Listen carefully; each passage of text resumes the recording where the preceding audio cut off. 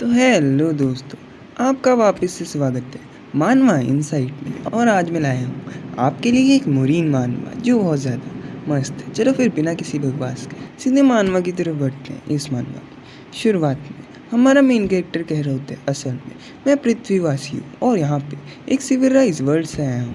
तभी हमें एक लड़की को दिखाते हैं जो उसके घर के अंदर आते हुए कह रही होती है, अरे नहीं ओल्ड मैन सी हो, मेरी मदर चाहती थी कि मैं आप तक पहुंच जाऊं। और हमारा मेन कैरेक्टर कह रहा होता है, तुम्हारा शुक्रिया। और वो लड़की कह रही होती है, ओल्ड मैन सी हो, कोई बात नहीं, बस जल्दी से ठीक हो जाओ और हमारे लिए ऐसी साबुन बनाते हैं ना। ये कहने के बाद वहाँ से चले जाती है।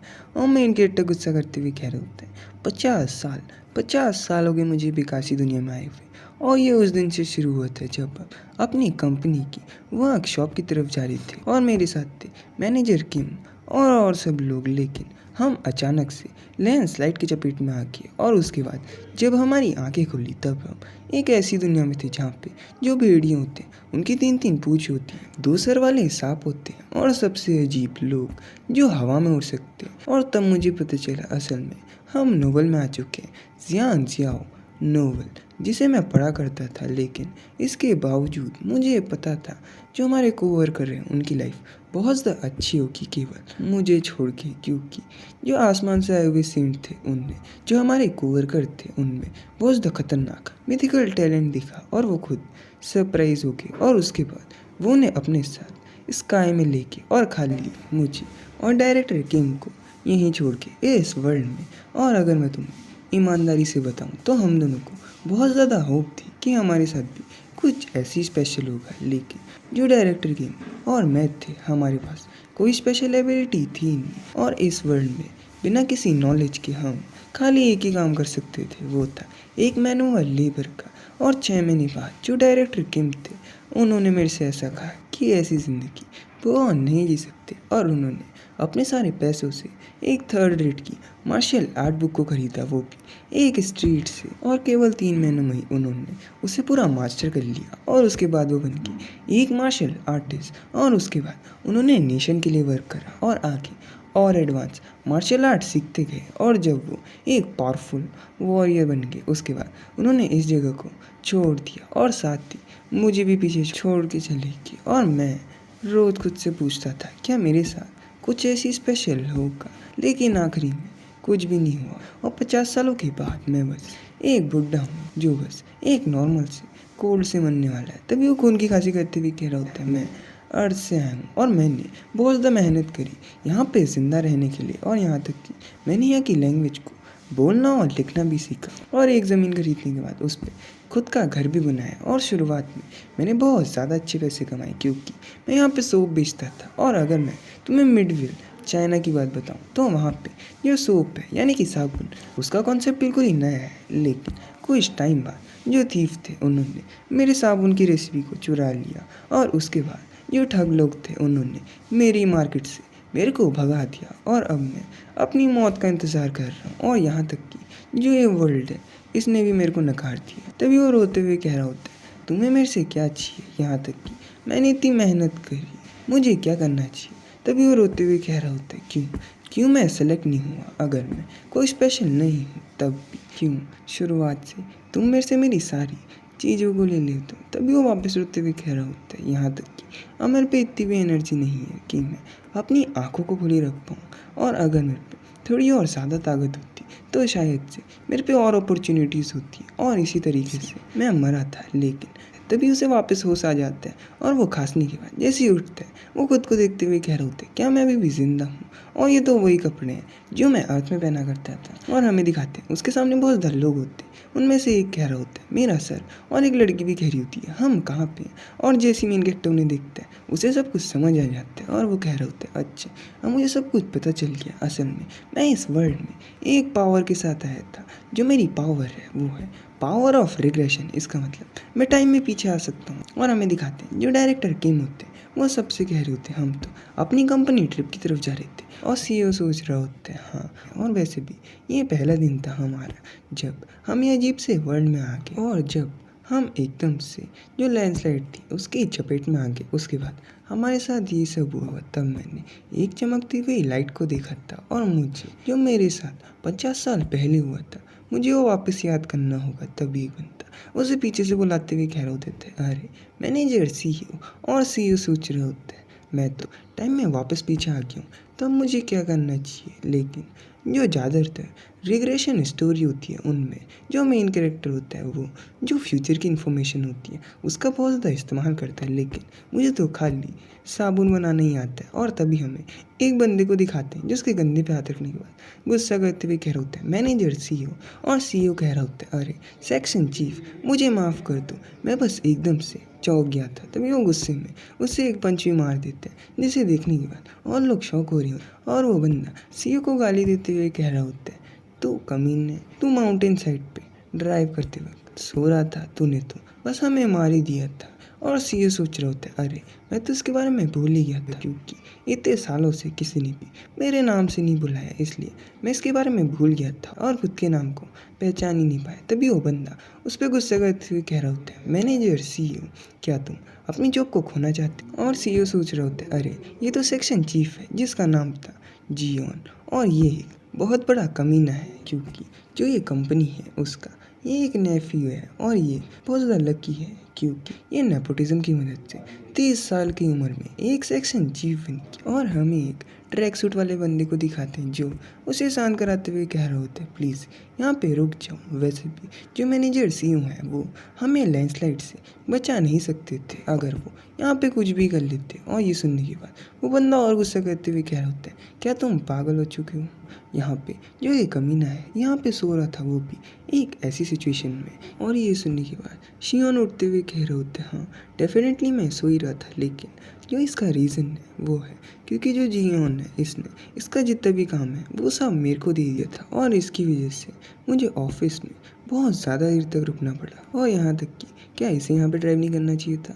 और जियोन गुस्सा करते हुए कह रहे थे, जो ये इडियट है इसकी वजह से हम ऐसी जगह में फंस गए। और सियोन सोच रहे होते हैं, अब धीरे धीरे जितनी भी मेरी मेमोरीज है 50 साल पहले की, अब वो सब मुझे याद आ रही है। असल में मेरी पुरानी लाइफ में मैंने इससे माफ़ी मांगी थी क्योंकि मैं एकदम से बहुत ज़्यादा शौक हो गया था, और यहाँ तक कि इसमें मेरी कोई गलती भी नहीं थी। और उसके बाद 50 सालों तक मैं सबसे माफ़ी मांगते रहा, यहाँ तक कि जब बैंडिट्स ने मेरे से मेरा सारा सामान ले लिया और जो वो बेकार मार्शल आर्टिस्ट थे उन्होंने मेरा बहुत सा मजाक उड़ाया। और यहाँ पे जो ऑफिसर्स थे वो भी हमेशा मेरे को परेशान करते और मेरी सारी चीज़ें लेते, वो भी खाली टैक्स के नाम पे, और मुझे आखिरी में उनसे माफ़ी मांगनी पड़ती। लेकिन मैंने एक चीज़ तो यहाँ पे रियलाइज़ कर ली, इतने सालों में जिन लोगों को मैं हैंडल नहीं कर सकता उनके सामने मुझे अपने गुस्से को दिखाना होगा। ये कहने के बाद वो वापस खड़ा हो जाता है और उससे कह रहे होते हैं, सेक्शन चीफ जियोन, मुझे पता है कि तुम एक पागल आदमी हो, लेकिन ये कोई ऐसी जगह नहीं जहाँ पे हम लड़ाई करें। जिसने उसे और ज़्यादा गुस्सा आ जाता है और उसकी तरफ अटैक करते हुए कह रहा होता है, तू कमीने, क्या तू यहाँ पे लड़ाई करना चाहता है। ये कहते हुए वो शियोन को एक पंच भी मार देता है। और शियोन उसे देखने के बाद सोच रहा होता है, वैसे भी इन जैसे कमज़ोर बंदे जिन्हें मैं आराम से हैंडल कर सकता हूँ उनके सामने मुझे अपने घुटनों पे आने की कोई ज़रूरत नहीं। ये सोचने के बाद वो उसे खींच के पंच धर देता है, जिसे देखने के बाद सब लोग शौक हो रहे होते हैं। तभी एक और पंच मारने के बाद कह रहे होते हैं, मेरी पुरानी लाइफ में मैं बहुत बार मार्शल आर्टिस्ट से बहुत बुरी तरीके से पिल चुका हूँ। ये कहते हुए उसे बहुत कूट रहे होते हैं और पहले की मेमोरीज याद करते हुए कह रहा होता है, मुझे जो बैंडिट्स थे वो बहुत ज़्यादा मारते थे, और जिस साल जो मेरी हार्वेस्टिंग है वो बहुत ज़्यादा बेकार होती थी उस साल वो और मुझे मारते थे। और यहाँ तक कि जो ऑफिसर्स थे वो भी मुझे परेशान करते थे क्योंकि मैं उनका टैक्स नहीं भर पाता था। ये सोच सोच के जियोन को बहुत ज़्यादा गुस्सा आ रहा होता है और वो उसके ऊपर चढ़ने के बाद उसे कुत्तों की तरह मारे जा रहा होता है। जिसे देखने के बाद सब लोगों का मुँह खुला का खुला रह जाता है और शियोन कह रहा होता है, ये दुनिया है वॉयलेंस की, और यहाँ पे ये जितने भी लोग हैं ये सब एक चीज़ में लैग करते हैं जो मैंने इतने सालों में पाई है, और वो है वॉयलेंस। और हमें जियोन को दिखाते हैं जिसकी हालत बहुत ज़्यादा बेकार हो जाती है। और लिन कह रहा होता है, जब भी तुम किसी की आंखों में मारोगे उसका जो डर होगा वो बहुत ज़्यादा बढ़ जाएगा। और इतने सालों तक इतने गंदे तरीके से पिलने के बाद जो एक शब्द जो हमेशा मेरे मुंह में रहता है वो है, मुझे माफ़ कर दो। और ये वो उससे भी कह रहा होता है, मुझे माफ़ कर दो। उसे इतने गंदे तरीके से पिलने के बाद और वो बुरी तरीके से रो रहा होता है।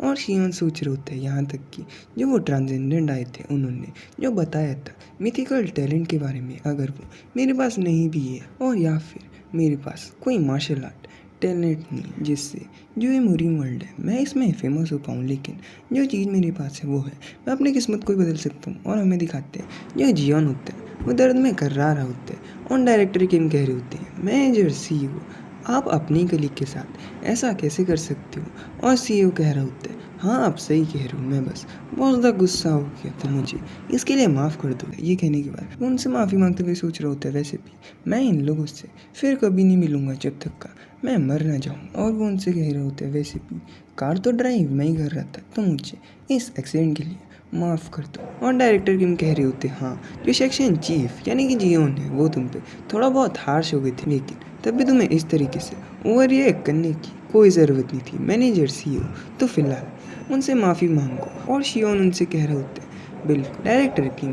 और वो अपने मन में सोच रहे होते हैं मुझे डायरेक्टर किम को हर टाइम देखते रहना होगा, क्योंकि जो डायरेक्टर किम है वो बाद में जब वो मार्शल आर्ट को सीखने की शुरुआत करेंगे उसके बाद वो एक बहुत ज़्यादा पावरफुल मार्शल आर्टिस्ट बनेंगे। और अगर मैं इस ज़िंदगी में इन्हें अच्छे तरीके से सपोर्ट करूँ तो मुझे पक्का पता है मुझे इसके बदले में कुछ ना कुछ तो मिलेगा ही। और वो उन्हें देखते हुए सोच रहे होते हैं इसका मतलब मुझे इनकी अच्छी साइड पे आना होगा। और हमें दिखाते हैं वो वही चीफ जियोन से कह रहा होता है सेक्शन चीफ मुझे माफ़ कर दो मेरे इस एक्शन के लिए। ये सुनने के बाद जो सेक्शन चीफ यानी कि जियोन होता है उसका मुंह बन जाता है और वो उसे गाली देने वाला होता है, लेकिन जैसे वो शियोन के चेहरे को देखता है उसकी फट जाती है और वो कुछ नहीं कहता। और डायरेक्टर क्यों कह रहे होते चलो फिर इसके बारे में छोड़ दो, फिलहाल हमें जंगल से बाहर जाना चाहिए और कोई गाँव को देखना चाहिए। और शियोन सोच रहा होता है इन्होंने ये एक लॉजिकल बात करी, लेकिन डायरेक्टर जो ये वर्ल्ड है यहाँ पे जो कॉमन सेंस है उसके लिए कोई जगह नहीं है। और डायरेक्टर सामने देखते हुए कह रहे होते क्या तुम्हें वहाँ पे कुछ दिखा। और बगल वाला बंदा कह रहा होता है हाँ। तभी शियोन कह रहा होता है यहाँ पे जो इमोर्टल्स होते हैं वो जंगलियों की तरह हवा में उड़ते हैं और अपनी इमोर्टलिटी और ख़ुद को ज़िंदा रखने की कोशिश करते हैं और केवल अपनी लैंड पे रूल करते हैं। और यहाँ पे जो स्ट्रॉन्ग होता है वो वीक को डेवोर कर लेता है। और ये वर्ल्ड है मुरीम का। और जो यहाँ के लोग होते हैं वो अपनी वेल्थ और ऑनर के लिए स्वॉर्ड से लड़ना प्रेफर करते हैं। और हमें दिखाते हैं वो एक नदी के पास आ जाते हैं और शियान वो जंगल को देखते हुए कह रहा होता है जो फॉरेस्ट का नेम है वो है असेंशन पाथ। और इस जगह के आसपास ना ही कोई गांव है ना ही कोई शहर है और यहाँ तक कि यहाँ पे कोई देश भी नहीं है। तभी वो डायरेक्टर किम से कह रहे होते डायरेक्टर जल्दी जो सूरज है वो डूब जाएगा तो क्यों ना हम फटाफट कोई सेफ जगह पे अपना शेल्टर बना ले। और डायरेक्टर कह रहे होते कहते तुम सही रहे हो। और हमारी कार के बारे में क्या ख्याल है, क्योंकि हम बहुत ज़्यादा चीज़ें अपनी वर्कशॉप की तरफ ले जा रही थी और वो हमारे बहुत काम भी आ सकती है। और शियोन सोच रहा होता है ये शर्म की बात है, लेकिन जो हमारी कार है वो फ़िलहाल यहाँ पे नहीं है।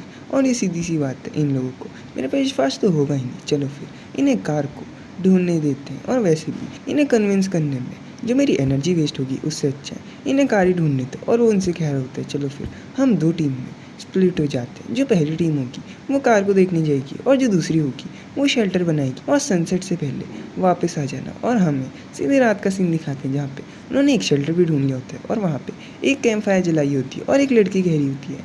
मैं समझ नहीं पा रही जब वो लैंडस्लाइड हुई तब हम अपनी कार के साथ ही थे, लेकिन उसके बाद हम यहाँ पे आ गए और जो हमारी कार है वो पता नहीं कहाँ गायब होगी। और वापस डायरेक्टर भी कह रहे होते हाँ ये बात तो मेरी भी समझ नहीं आ रही। और एक और लड़की खाना खाते हुए कह रही होती है इनका स्वाद बिल्कुल अखरोट जैसे है। और शियोन कह रहा होता है सही में ये बहुत क्रंची भी है ना, मेरे पास ये बहुत ज़्यादा है, तुम्हें जितनी चाहिए तुम मेरे से ले सकती हो। और ये सुनने के बाद डायरेक्टर खुश होते हुए कह रहे होते हैं ये तो बहुत ज़्यादा अच्छी बात है कि इतनी सीरियस सिचुएशन में भी हम इतने खुश हैं। और इसका श्रेय जाता है हमारे मैनेजर CEO और मैं जानता हूँ कंपनी में भी आप बहुत ज़्यादा हार्ड वर्क करते हो। और जहाँ तक मुझे याद है आप बहुत ज़्यादा थके हुए थे क्योंकि कल आपने बहुत ज़्यादा काम करा और आप बहुत लेट में अपने घर गए थे। और एक और लड़की कह रही होती है हाँ ये बिल्कुल सही कह रहे हैं, सही में आप बहुत ज़्यादा मेहनती हो। और लड़कियाँ भी कह रही होती हैं देख कैसा लग रहा है जो हम कैंपिंग है वो खाली इनकी वजह से कर पा रही हैं, आपका शुक्रिया। और शियोन सोच रहा होता है हमारी पुरानी ज़िंदगी में इस जगह को ढूंढने में हमें बहुत ज़्यादा टाइम लग गया था और यहाँ तक जो वो जंगल है हम वहाँ भी बहुत घंटों तक खोए हुए थे। और वो उनसे कह रहा होता है मैं बस थोड़ा बहुत लकी था। और एक और जना कह रहा होता है दोस्त थोड़ा बहुत कॉम्प्लीमेंट ले लेने चाहिए। और शियोन खुश होते हुए सोच रहा होता है तो सही में मैं इस मूवमेंट को बहुत ज़्यादा एंजॉय कर रहा हूँ। वैसे भी ये आखिरी रात है जिस दिन हम ऐसे हंस सकते हैं और हमें सीधे अगली सुबह का सीन दिखाते हैं जहाँ पे जो शियोन होता है वो किसी से डरते हुए कह रहे होते हैं जो फॉरेस्ट के लॉर्ड है। मैं उन्हें अपनी ग्रीटिंग्स पेश करता हूँ और हमें दिखाते हैं एक बड़ी सी लोमड़ी को जो कह रही होती है जो तुम्हारी ह्यूमन की सेंस है वो तो बहुत यूनिक है। यहाँ तक कि मैंने इतने हज़ारों सालों तक जिया लेकिन तुम्हारी जैसी स्मेल किसी और ह्यूमन में मैंने कभी देखी ही नहीं। और हमें दिखाते हैं एक लड़की बाहर आते हुए कह रही होती है मैनेजर CEO वहाँ पे क्या चल रहा है। और जैसी वो सामने देखती है और उसके साथ जितने और लोग होते हैं उन सब की फट जाती है और वो चिल्लाते हुए कह रहे होते हैं यहाँ पे तो एक मॉन्स्टर है। और शियोन पे चिल्लाते हुए कह रहे होते हैं जल्दी से जो फॉरेस्ट को लौट है उन्हें अपने मैनर दिखाओ अपने घुटने पे आओ। और हमें दिखाते हैं जो बड़ी सी फॉक्स होती है वो गुस्से में आती हुई कह रही होती है जब भी मैं तुम इंसान लोगों के पास आती हूँ मुझे हमेशा याद आ जाता है कि तुम लोग इतने बेवकूफ़ और रूट हो और अगर मैं चाहूँ तो अभी तुम्हारे छोटे छोटे टुकड़े कर सकती लेकिन यहाँ पे तुम में से एक जने को पता है कि मेरे साथ तुम्हें कैसा ट्रीट करना चाहिए। चलो फिर मैं तुम्हें छोड़ती हूँ लेकिन तुम मेरी टेरिटरी में हो और इसकी कीमत तो तुम्हें चुकानी ही होगी। तुम में से एक जना अपना हाथ मुझे ऑफ़र करो और मैं और सबको जाने दूंगी। ये सुनेगा जो शियोन होता है वो कांपते हुए सोच रहे होते हैं मेरी पुरानी लाइफ में यहाँ तक कि जैसी सब लोगों ने इस मॉन्स्टर को देखा तो डर के मारे वो लोग चिल्लाने लग गए और यहाँ से भागने की कोशिश करी और आखिरी में हम लोग जस्ट मनने ही वाले थे लेकिन अभी देख के ऐसा लग रहा है अब ये मेरे मैनर से थोड़ा इम्प्रेस हो चुकी है इसलिए ये फ़िलहाल हमें कम से कम मानने तो नहीं वाली। और वो फॉक्स उनसे कह रही होती है बताओ तुम में से कौन मुझे अपना हाथ खिलाएगा। और शियोन सोच रहा होता है यहाँ पे बस एक हाथ की तो बात हो रही है जो हमें सेक्रीफाइस करना है। और अगर मैं बात करूँ उन इमोर्टल कल्टिवेटर्स की तो वो आराम से किसी के भी हाथ को आराम से रिकवर कर सकते हैं जो 2 दिनों में यहाँ पे आ जाएंगे। और ऊपर से मैं यहाँ पे ऑलरेडी मैं यहाँ पे एक हर्ब ला रखा हूँ जिससे जितना भी मेरा दर्द होगा वो बहुत ज़्यादा कम हो जाएगा। और वो अपने हाथ को सामने ऑफर करते हुए कह रहे होते हैं मैं यहाँ पे अपने हाथ को ऑफर करता हूँ। ये सुनने के बाद जितने भी लोग होते हैं वो सब शौक हो जाते हैं और तैसी जो वो बड़ी सी फॉक्स होती है वो सीधे उसकी तरफ आते हुए कह रही होती है चलो फिर तुम्हें पता है तुम्हारे मैनर के बारे में तो मैं कोशिश करूँगी कि तुम्हें कम से कम पेन हो। और ये कहने के बाद वो सीधे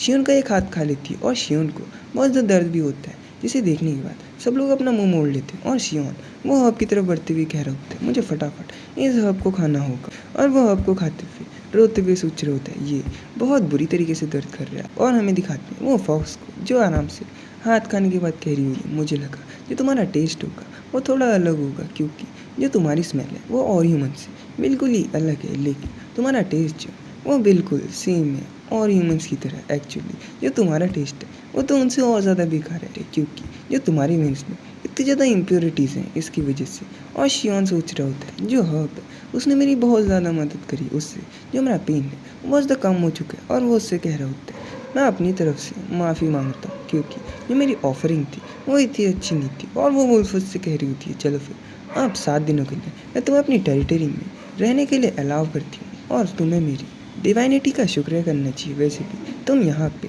नहीं मरोगी। ये कहने के बाद वो वहाँ से मुड़ के चली जाती है। और जो और लोग होते हैं वो शियोन की तरफ आते हुए कह रहे होते हैं मैनेजर CEO। और शियोन उनसे कह रहा होता है फ़िलहाल हमें अंदर जाना चाहिए और मैं तुम्हें सब कुछ एक्सप्लेन करता हूँ। और हमें दिखाते हैं वो उन्हें बताना शुरू करता है जैसे कि जैसे सुबह मैं केव के बाहर गया मुझे वो बड़ी सी फॉक्स मिली और उसने मुझसे ऐसा कहा कि हम मुरीम में। जिसे सुनने के बाद जो डायरेक्टर के मुँह थे वो शौक होते हुए कह रहे होते तुम हमसे ये कहना चाहते हो कि हाँ मुरीम में। मैंने तो ऐसा कभी सोचा भी नहीं था कि हम मुरीम में आ जाएंगे। और शियोन उनसे कह रहा होता है वैसे 1 हफ्ते के लिए हम सेफ़ हैं क्योंकि मैंने अपने हाथ को सेक्रीफाइस करा। जिसे सुनने के बाद डायरेक्टर किम कह रहे होते हैं ये तो ठीक है 1 हफ्ता लेकिन उसके बाद क्या होगा। और शियोन कह रहे होते हैं हमें उसे और चीज़ें देनी होंगी। जिसे सुनने के बाद जितने और लोग होते हैं उनकी फट जाती है। और शियोन उनसे कह रहे होते हैं मुझे बहुत ज़्यादा नींद आ रही है मुझे थोड़ा रेस्ट करना है। वैसे भी तुम ये सब समझ ही रहे होगे। और हमें सीधे रात का सीन दिखाते हैं जहाँ पे जो शियोन होता है वो आराम से बैठा होता है और उसे वहाँ से कुछ लोगों की आवाज़ आ रही होती है जिनमें से एक कह रहा होता है सेक्शन चीफ जियोन तुम ऐसा कह भी कैसे सकते हो। और एक और जना कह रहा होता है वैसे भी जो मैनेजर CEO हैं उन्होंने अपने एक हाथ को हमारे लिए सेक्रीफाइस कर दिया। और तभी जियोन भी कह रहा होता है मैं ये नहीं कह रहा कि मैं तुम्हारे से एग्री नहीं हूँ मैं तुम्हारे साथ एग्री हूँ लेकिन तुम ही बताओ कि अगले हफ्ते कौन अपने हाथ या पाँव को देना चाहेगा। और हमें वही ट्रैक सूट वाले बंदे को दिखाते हैं जो उससे कह रहे होते हैं लेकिन तभी भी जो मैनेजर सीईओ हैं वो हमारे लिए बहुत ज़्यादा यूज़फुल हैं और यहाँ तक वो ही अकेले बंदे हैं जिन्होंने हमारे लिए फूड और शेल्टर प्रिपेयर करा था। जिसे सुनने के बाद जियोन गुस्सा करते हुए कह रहे होते हैं, वैसे भी एक हफ्ते में हम उससे सब कुछ सीख लेंगे और यहाँ तक कि उसने अपने एक हाथ को भी खो दिया। वैसे भी वो ज़्यादा दिनों तक यहाँ पे जिंदा नहीं रहेगा। इसी वजह से मैं ये कह रहा हूँ कि हमें उसे सेक्रीफाइस कर देना चाहिए। और हमें शियोन को दिखाते जो पीछे से ये सारी बातें सुन रहा होता है और उसे बहुत ज़्यादा गुस्सा आ रहा होता है और जहाँ पे जो जियोन होता है वो सबको कन्विंस कर रहे होते हैं। जिसे सुनने के बाद शियोन सोच रहे होते हैं, अच्छा जब मैं कमज़ोर हो चुका हूँ तब तुम चाहती हो कि तुम एक एक करके हर हफ्ते मेरे शरीर के एक पार्ट को काटने के बाद उस फॉक्स को खिलाओ। तभी वो गुस्से में एक पत्थर को उठाते हुए कह रहा होता है, वैसे तो एग्जैक्टली मुझे ये पसंद नहीं है और वैसे भी 50 सालों तक मुझे बहुत ज़्यादा पीटा गया है और यहाँ पे जो वायलेंस है उसके बारे में मुझे सब कुछ पता है। और यहाँ पे एक मॉडर्न डे की मैन यानी कि जो जियोन है इसे मैं अपने एक ही हाथ से आराम से मार सकता हूँ। और ये सब वो जियोन को देखते हुए कह रहे होते हैं। तभी वो वापस सोच रहे होते हैं, क्या मुझे इसे मार देना चाहिए। तभी वो खुद को शांत करने के वो पत्थर रखते हुए कह रहे होते हैं, नहीं वैसे भी जो इंसान होते हैं यहाँ पे जब किसी को भी डर लगता है तो उनका दिमाग थोड़ी देर के लिए पैरालाइज हो जाता है। और वैसे भी अगर मैं यहाँ पे इतना क्रूअल हो गया तो जो मेरी रिलेशनशिप होगी डायरेक्टर किम के साथ उसे मुझे बहुत ज़्यादा दिक्कत आ जाएगी। और तभी उसे बाहर से किसी की आवाज़ आ रही होती जहाँ पे एक जना कह रहा होता है, डायरेक्टर जियोन अपनी बकवास को बंद करो, अगर तुम नहीं चाहते कि वापस मैं तुम्हारी एंकल को तोड़ दूँ। ये सुनने के बाद शियोन हंसते हुए कह रहे होते हैं, वैसे भी ये अच्छे लोग हैं और जो ये सिचुएशन है यही बहुत ज़्यादा कंफ्यूजिंग है। और तभी हमें फिर अगले दिन का सीन दिखाते हैं जहाँ पे उनके सामने एक बहुत बड़ा दूसर वाला सांप आ जाता है। और इसी के साथ इस पार्ट को ख़त्म करते हैं। और तुम मुझे कमेंट सेक्शन में बता सकते हो कि तुम्हें ये मानवा कैसी लगी और मैं इससे कंटिन्यू करूँ या नहीं करूँ। चलो फिर मिलते हैं अगली पार्ट में।